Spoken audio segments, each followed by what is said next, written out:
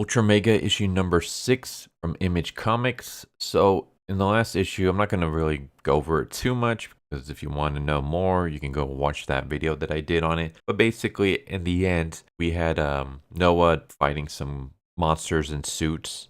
And we start off this issue with two monsters in suits going up to Noah's dad, Jason, and Beth, who's riding in a truck. And they scoop up both Jason and Beth and they take them to Steven. And Steven was once one of the Ultras. He fought alongside Jason when Jason was Ultramega, and he's the one that ended up getting impaled. They meet up with Steven. Steven already has Noah with him, but he hasn't done anything to harm the boy. Of course, Jason gets pissed off. He doesn't trust Steven because last he knew of Steven, Steven had betrayed him and sided with the monsters. He ended up stealing his wife. He colluded with the Kaijus to try to destroy the Ultramega. He thinks that maybe he turned his wife into a Kaiju. At this point, Jason doesn't know that his wife is the Kaiju queen. And Steven basically is like, I understand you're being upset with me. We have far greater concerns than your beef with me. Basically, there is a Kaiju war, a Kaiju crusade happening in the planets far in our solar system. And they're on their way here. And we need the Ultramegas. Basically, the queen believes that she can continue giving birth to Kaijus, and those Kaijus will be able to do something. But the problem is that the Kaijus that she's creating, they're not giant size, they're not super powerful. Like, they're not going to be strong enough to take out these actual giant Kaijus on this other planet. We need the Ultramegas. We need your son to train, and we also need him to find our successors. So kind of like how Noah is the successor to Jason when it comes to being an Ultramega, there's a successor to Steven, there's a successor to, I forgot the other guy's name, but basically there's these guys, they're called the Masters. They've been hidden in secrets. We've only captured like one shot of them on security footage, but they possess the power of Ultramega and they kind of remain underground. Which basically means that their abilities have to be really strong if no one has ever been able to find them. We need Noah to find them. We need Noah to find them. We need him to train with them, as well as training as he's trying to find them. We basically need to prepare and kind of create our own Ultra group so that we can take out these Kaijus that are coming to invade Earth. Because if we don't, that's it. We're done. We're screwed. And so he brings the group to this skyscraper that looks pretty nice now that I think about it. And basically it's like, here is your new residence. Beth, I have arranged employment for you so that we can nurture your gifts and create, robots or whatever that might be able to help us down the line. And then we kind of get to see a little bit of these monsters that are basically going to be on their way to take over Earth. I'm going to be skipping most of their stuff for now, just because I don't want to be explaining everything in this issue. I'd rather you go check it out for yourself. I'm just going to kind of give you some of the basic gist of it and my thoughts on it. So we have a lot of pages of that. We have a lot of pages of these Kaijus, and one of them is on his way to Earth. That's when we cut to Noah on top of a building, and he basically has been given this watch bracelet, and it's a power dampener. What it does is it controls his power level so that he can control like when he grows into Kaiju size and when he remains his regular shape and size. And then on his other hand, if you remember, he lost his hand in a fight. Well, now he has a nano prosthetic hand, which kind of looks like a Mickey Mouse glove. But this hand will actually be able to grow to fit his size. So if he turns into a Kaiju, the prosthetic hand will actually grow with him. Basically, he has kind of like a flashback of Beth telling him like, hey, like, you're not on your own. Like, you can talk to your father for help. I'll be here to help. You're not on your own. You don't have to do this on your own. And he also gets a message from the eyeball dude. So the eyeball dude that like has fused with him that only he can see and only he can communicate. Basically, the eyeball is telling him that what he didn't tell you, Warrior, what Steven didn't tell you, is how many in this city are now host to the Kaiju virus. It's all of them. Everyone in the city is a host of the Kaiju virus. So basically, he's kind of, I don't want to say feeding disinfo, but he's kind of sowing seeds of discontent between like Noah and Steven and stuff, and even Jason, his father. And so Noah decides to drop down he's going to go to a bar. And inside the bar, we just see the patrons hanging out in there. And Steven basically says, I'm looking for someone. I was told to start an old town where they kept the spirit of Ultramega alive, where I might find an Ultramega master. However, the Ultramega failed. Our fathers failed. I'm the vessel of the Ultramega spirit now. And it tells me war is coming. It tells me the city's infested. It tells me if there are no kaiju, there will be no war. So I'll purge this city. Basically, he believes the kaijus that are on their way, they're on their way because the kaijus that are on this planet, those kaijus on another planet have beef with it. Basically, it's going to be a crusade. These kaijus on another planet are coming here to crusade against the kaijus that are on Earth. So Noah believes, well, if I kill all the kaijus on Earth, there'll be no one for these other kaijus to crusade against. So I'm just going to massacre everyone. I'm just going to genocide everyone on Earth. Everyone who has the kaiju virus, I'm just going to kill them all. Freaking crazy idea, especially from this little kid, but hey, it makes a little bit of sense. And basically the other patrons don't take too kindly to that, and they're going to start a fight. But right before the fight starts, we almost kind of have like a RoboCop moment where we just immediately cut to a commercial, which I thought was kind of weird. But it's this commercial where it basically says, are you worried about your neighbors transforming into monsters and eating you? Are you concerned that your friends and neighbors are going to turn into mindless mockeries of life? Basically, they're going to get the kaiju virus. Well, you don't have to worry because there's the Ultra Still suit. And it's basically a suit that you wear. And when it activates, it basically turns into like a giant ball. So you're kind of like protected. And it's like kind of envelops you and secures you in this Kevlar comfort. And it also unleashes ultra anti-anxiety gas. So basically, it says ball up your anxiety with the Ultra Still suit and never not be ultra safe. And I'm just like, okay, this is kind of funny. Where is this going? Also, can I get some of that ultra anti-anxiety gas? Because as someone that suffers from multiple anxiety disorders, I think that would be very beneficial to me. I'm going to skip some pages. Basically, we cut to Beth, and Beth is working on this machine. And she's trying to talk to her colleagues. She's like, this technology is incredibly advanced, but it doesn't seem like it's had any maintenance. It's filthy, but I think we're in good shape.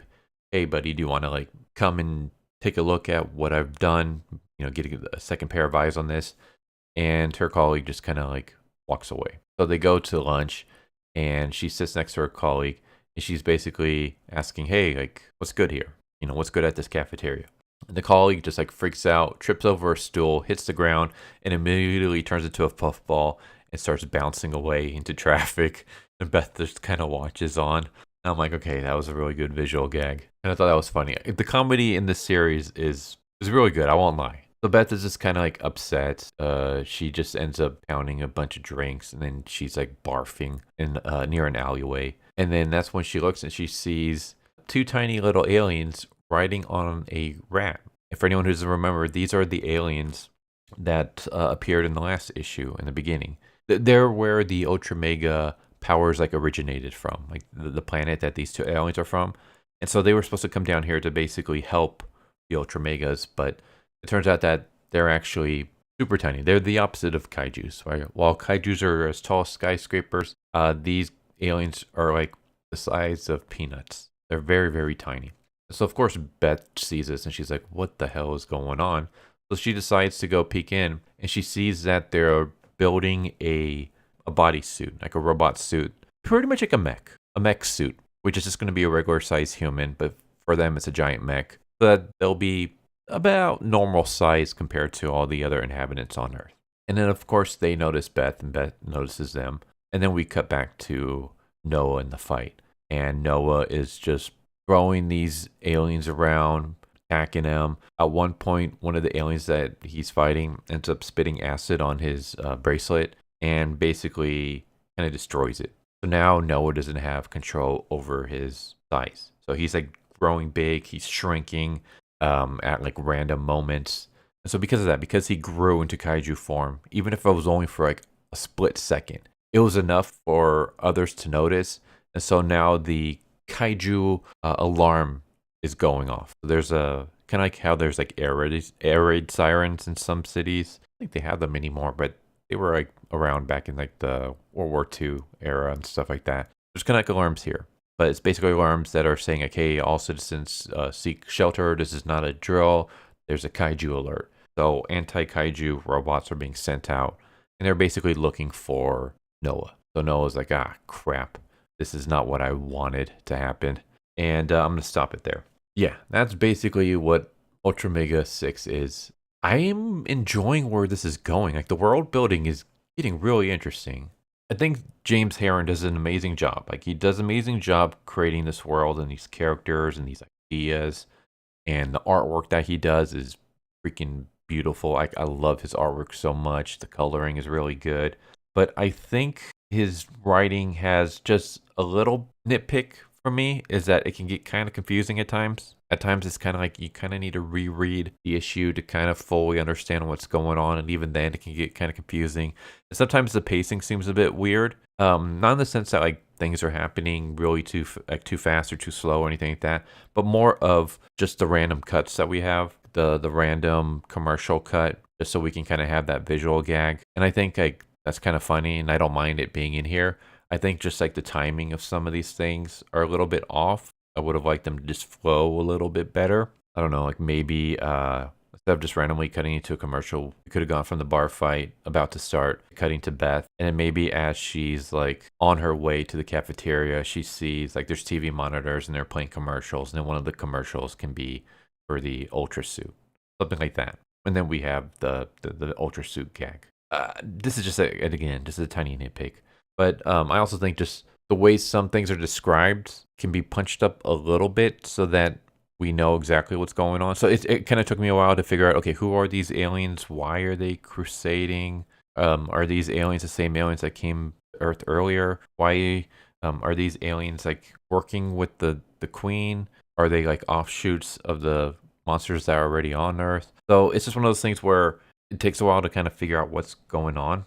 So I think that can be just a little bit more clear. But even with that said, it's not too confusing. It's just one of those where you have to read slowly and then maybe read it like a second time just to kind of fully understand what's going on. But yeah, I think this might be like his first series that he's writing solo. I think he like did some writing for another series, but he was like one of many writers. And I think this is his first like solo project where he's the one doing like all the writing and the artwork. Like there's no other person helping him in terms of the storytelling. So for a first time project, a solo project, this is freaking amazing. Like this is awesome. I love this. I mean, I'm a writer myself. For anyone who's like new to this channel, my profession is screenwriting. So I write movies and stuff like that. And like even sometimes I'll go back and I'll look at like the first scripts I've written and I'm like, oh man, this is garbage. I need to like do another draft.